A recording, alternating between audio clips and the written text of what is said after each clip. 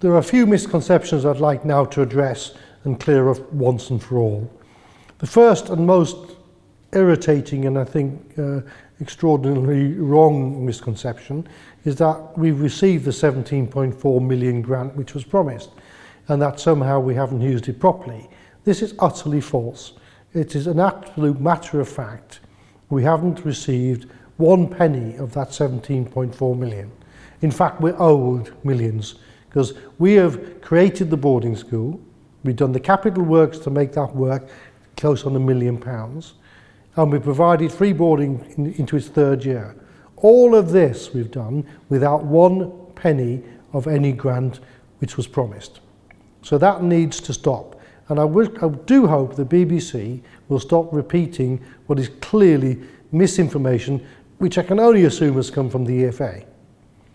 Now the second is important, but not that important, and that's the 1.8 million, which is alleged to have been misused or placed somewhere where it shouldn't be.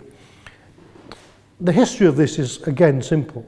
Back when the EFA were working positively with us to produce the sort of education we think our children deserve, we were once again required to put in some more money for this boarding school. The 17.4 million, which we've never received, wasn't going to be enough for the full bill. That was going to be 19.4 million.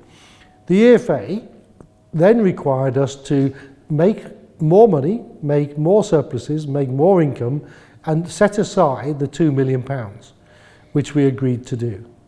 And this is what we did.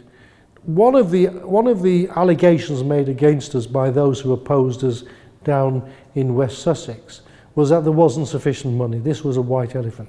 So we made the decision to ring fence this 2 million, which was going towards the capital build for the boarding school approved by the Secretary of State. We ring fenced it by putting it into DET's account, Durand Educational Trust account. This has been known for a couple of years by the EFA with no concerns whatsoever.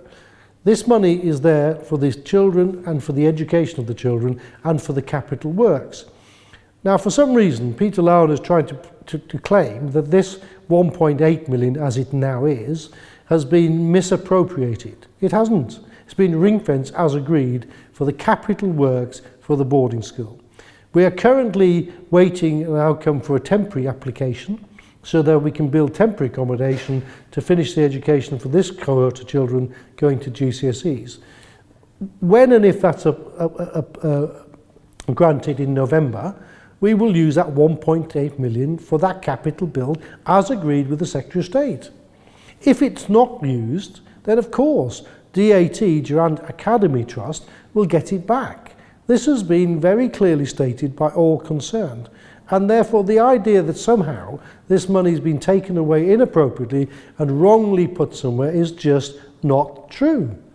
So, you need to understand this is for and has only ever been for the education of the children and will remain so.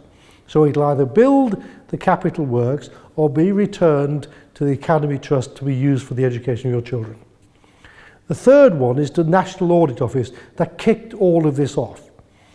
It's a long time ago, 2 or 3 years, but the National Audit Office criticised or had comments to make about Durand Academy where it claimed that we had wrongly, unlawfully set up the Educational Trust, Durand Educational Trust.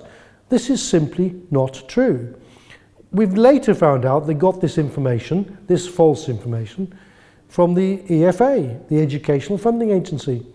Now, what makes this particularly irritating for us at the school is I went to see the National Audit Office and I pointed this out to them before they published the report. And they said, it's too late, we're going to publish the report, because in their minds, this misconception, these wrong facts, which the National Audit were willing to actually publish, was not material. Well, it's been material for us because those misconceptions, those false allegations have led to the whole of these problems and issues which have led to us having to spend hundreds of thousands of pounds in defending something we shouldn't ever have to defend. So of course it's material to us. So those three elements we want you to know as parents and pupils and interesting parties are simply not true.